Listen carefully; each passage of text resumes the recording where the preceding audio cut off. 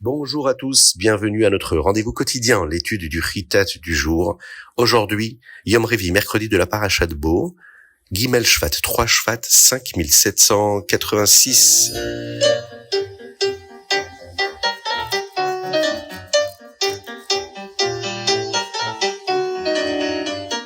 Aujourd'hui, nous étudions la Ilou Nishmat pour l'élévation de l'âme de Shmuel ben David, Zichrono Livracha, qu'Akadosh Baruch Hu fasse que ces mots de Torah puissent être une source d'élévation pour sa Neshama et une source de bénédiction pour tous ses proches, Bezrat Hashem.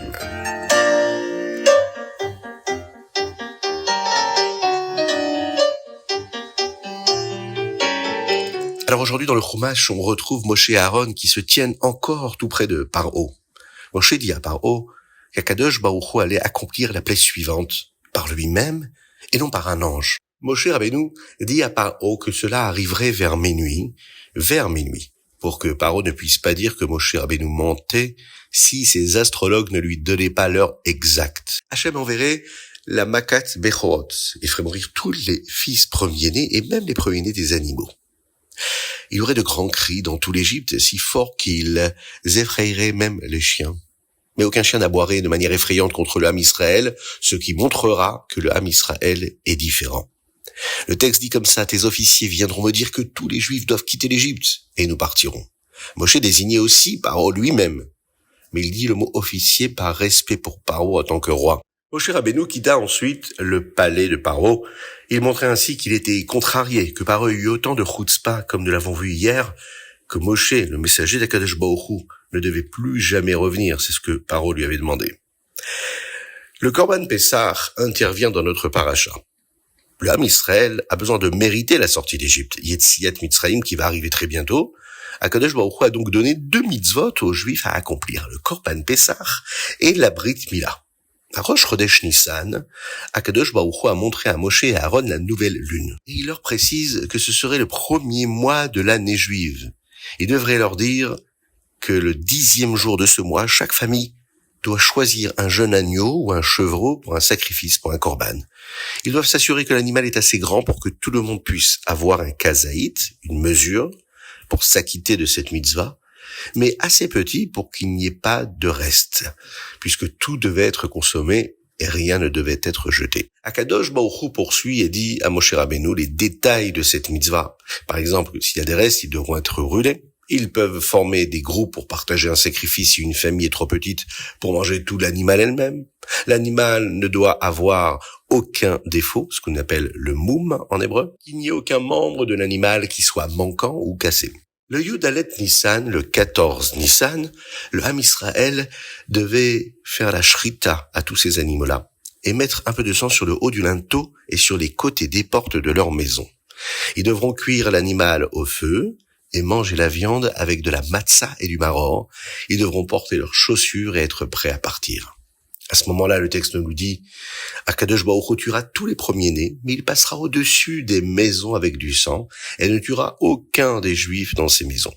Le jour où le Ham Israël sortira d'Égypte, le 15 Nissan deviendra Pessah, et le Ham Israël gardera ce jour-là comme un Yom Tov, un jour de fête, pour toujours. Pendant 7 jours, ils mangeront de la matzah. Ils ne pourront pas manger de chametz, ni même avoir du chametz dans leur maison.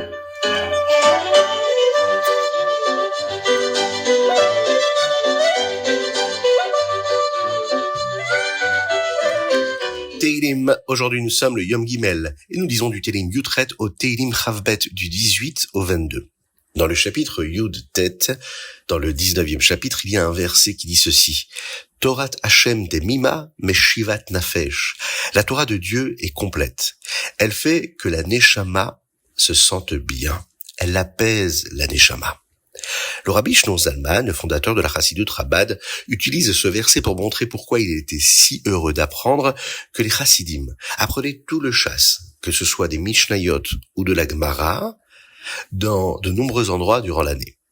Quand la Torah est temima, quand la Torah est complète, quand toute la Torah est complètement apprise, elle rend la Neshama heureuse. Torah Hashem temima, mais Shivat Nafesh, il faut étudier beaucoup de Torah, complètement, tous les sujets, les Hashem.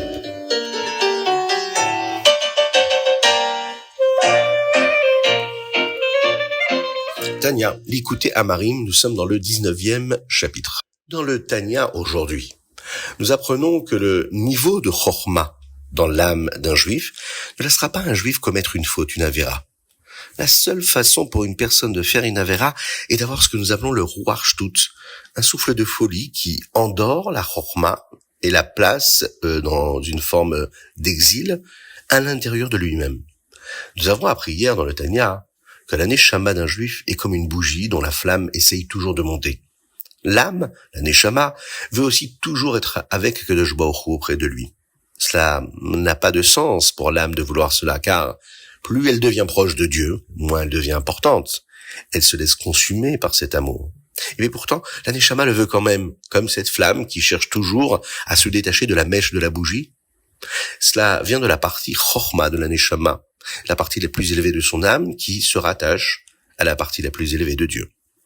Dans la chorma de l'âme, Hachem n'est pas caché du tout, puisque Dieu peut y être ressenti. Cela donne à la neshama une forme de bitoul, l'annulation de soi. Et le bitoul, c'est quand on ne veut rien pour soi-même. Au lieu de cela, nous sommes prêts à suivre tout ce que Dieu veut de nous. C'est une différence générale entre la Kedusha, la sainteté, et l'opposé de la Kedusha, que nous appelons la Klippa.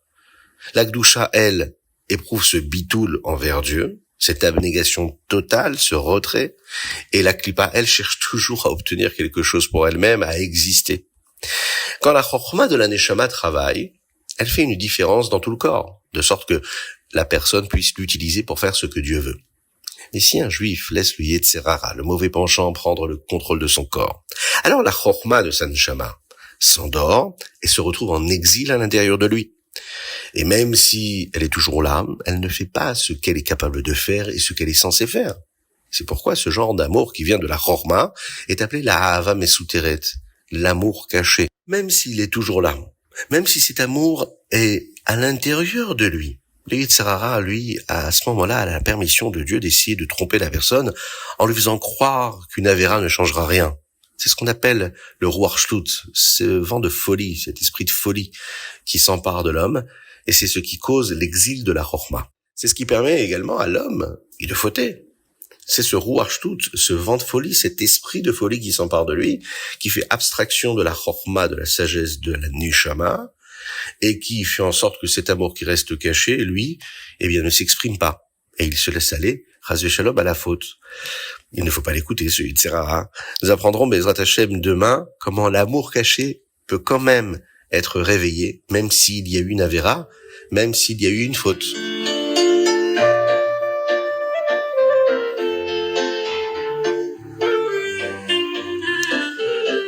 Hayom Yom Gimel Shvat. Dans le Hayom Yom d'aujourd'hui, nous apprenons comment le Torah Or et le Likutei Torah ont été imprimés.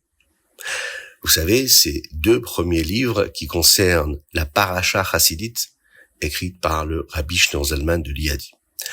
9 ans après la Istalkut, le décès du Admour HaEmtsaï, le fils du Rabbi Shneur Zalman, le Tzemar Tzedek, le petit-fils du Rabbi Shneur Zalman, a imprimé les discours, les Mahamarim du Rabbi Shneur Zalman pour la première fois. Dans une lettre écrite par le Tzemar Tzedek le 3 Shvat, 5597, celui-ci écrit au sujet de ce livre qui est appelé le Torah Or. Le livre contient des discours du Rabbi Shneur Zalman sur le Chumash Bereshit et Shemot, ainsi que quelques fêtes. Et dans la lettre, le Tzemar Tzedek écrit aussi sur la seconde partie du livre qui, avec l'aide d'Hachem, sera imprimée plus tard, avec les autres Mahamarim sur les autres Chumashim, Shir Hashirim également, et les autres fêtes. Malheureusement, il a fallu 11 ans avant que la seconde partie ne soit imprimée. Pourquoi cela a-t-il été si long ? Le gouvernement russe était très dur envers les Juifs, et il y avait de grands Réchaïm qui ne voulaient pas que les Juifs étudient la Torah. L'une des choses qu'ils ont faites a été de fermer de nombreuses imprimeries juives, y compris celle de Kopust, où le livre Torah Or était imprimé. La seconde partie fut finalement imprimée en 5608 dans une ville différente, Jitomir. Au lieu de l'appeler Torah Or Chelek Bet, deuxième partie, elle reçut son propre nom là, à ce moment-là, Likutei Torah. Dans la lettre du Tzemar Tzedek, il relie également le nom du Admour HaZaken à la Chassidut qu'il enseigne. En effet, le Admour HaZaken, dont le nom est Shneur Zalman, Shneur qui sont les mots Shneur. Shneur qui veut dire deux lumières. Et la valeur numérique, la gematria du mot or, lumière, répétée 2 fois, est 414, ce qui est aussi la gematria, la valeur numérique du mot ve'ahavta, et tu aimeras. Dans la Chassidut du Rabbi Shlomo Zalman, nous apprenons comment aimer Akadosh Baruch Hu, comment aimer Dieu, ve'ahavta et Hashem Elokecha.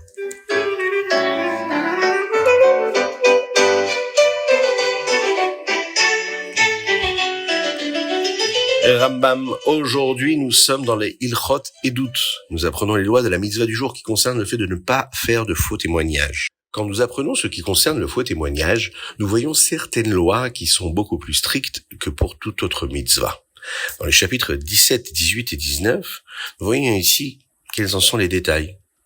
Premièrement, avant que les témoins ne déposent leur témoignage, le Beth Din leur donne un avertissement très ferme, disant que si leur témoignage n'est pas vrai, ils seront embarrassés dans ce monde, mais aussi dans le monde à venir, dans le Olam Haba.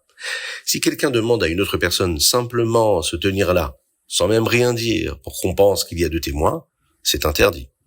Nous voyons aussi, au sujet des faux témoins, c'est-à-dire les Eidim Zomemim, dont nous allons parler un petit peu plus tard, que le Beth Din fait une annonce dans toutes les villes pour que tout le monde le sache. Qu'ils sachent que ces témoins-là sont des faux témoins.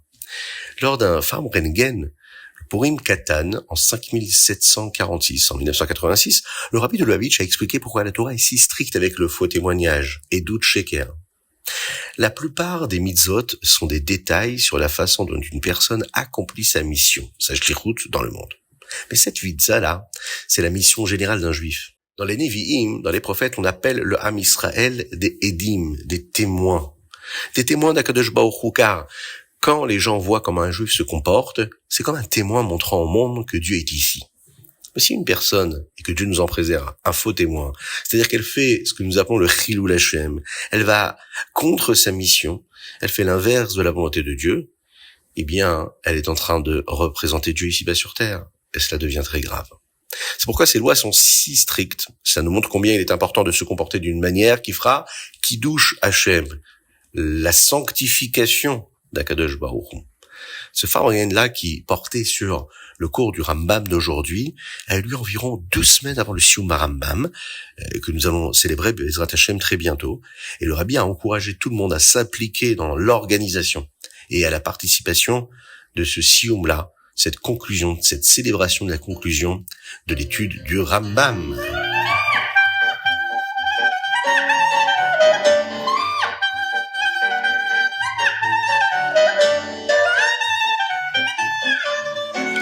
C'était le chitat du jour. Je vous rappelle que nous avons étudié aujourd'hui les Ilou Nishmat pour l'élévation de l'âme de Shmuel ben David. Quelques jours au fasse que ces mots de Torah que nous avons partagés ensemble puissent être une source d'élévation pour son âme et de bénédiction pour tous ses proches. Que Dieu vous bénisse, qu'il vous protège, qu'il inonde votre existence de bonté, de grâce et de miséricorde.